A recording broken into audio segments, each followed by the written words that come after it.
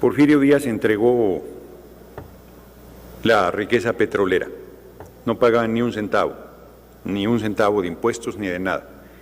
Llegó la revolución, triunfó la revolución y el presidente Madero planteó que pagaran 10 centavos por tonelada de petróleo exportada, ni siquiera por la que se vendía en México.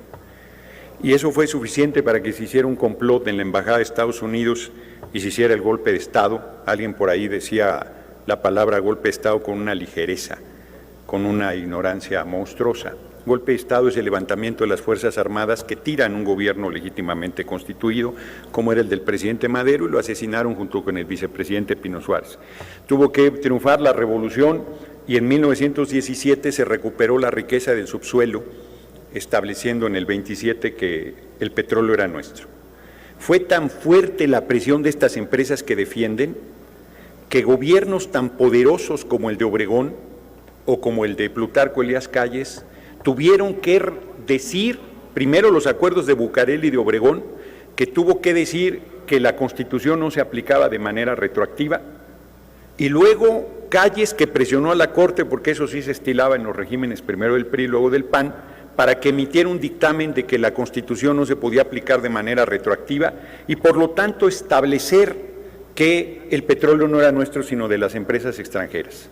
Tuvo que llegar el general Lázaro Cárdenas del Río y un 18 de marzo, después de la rebeldía, se le llama jurídicamente al tema, es muy bella la palabra, pero quiere decir otra cosa en lenguaje jurídico, de las empresas extranjeras que no quisieron pagarle un aumento a las trabajadoras y trabajadores petroleros, que el general Lázaro Cárdenas se vio forzado a expropiar y devolvernos, después de 21 años, lo que pertenecía al pueblo. A partir de entonces, con el talento de los trabajadores de Pemex, Pemex se convirtió en una de las 10 principales empresas petroleras del mundo.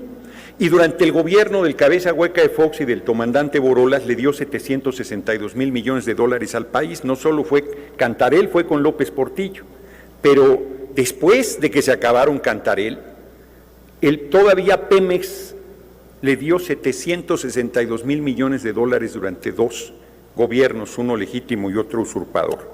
Y la pregunta sería, ¿qué le hicieron ese dinero? Y la respuesta es muy simple, se lo robaron.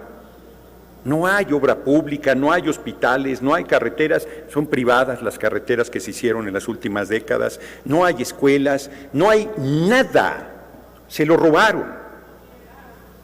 Y no tienen llenadera porque quieren regresar a seguir robando. Y piensan que el pueblo es tan olvidadizo que les va a decir, sí, cómo no, vengan otra vez a volvernos a apuñalar hasta que se cansen. Son insaciables. La verdad es que les recomiendo a la oposición del PRI, PAN, PRD la lectura de un documento. Ni siquiera les voy a recomendar toda la enorme literatura que hay en la materia. Por supuesto, el libro de Lorenzo Meyer de Orígenes del nacionalismo petrolero en México. No estoy seguro si es así exactamente el título, pero en esencia eso es. Se los recomiendo mucho. Yo sé que les va a entrar por un ojo y les va a salir por el otro, pero sería bueno que lo leyeran. Y les sugiero que lean el documento previo a la expropiación petrolera, donde Jesús Silva Herzog a la cabeza y lamentablemente no me acuerdo del otro par de mexicanos excepcionales, que hacen un pliego de reclamo brutal a los atropellos, a los latrocinios, a los despojos, a los asesinatos, a las guardias blancas, a los intentos de tirar gobiernos surgidos de la revolución legítimamente constituidos que las empresas petroleras hicieron en nuestro país mientras dominaron este importante recurso nacional. Se lo sugiero, porque si lo leyeran y tuvieran un poquito de vergüenza, no vendrían a tribuna a decir lo que vienen a sostener.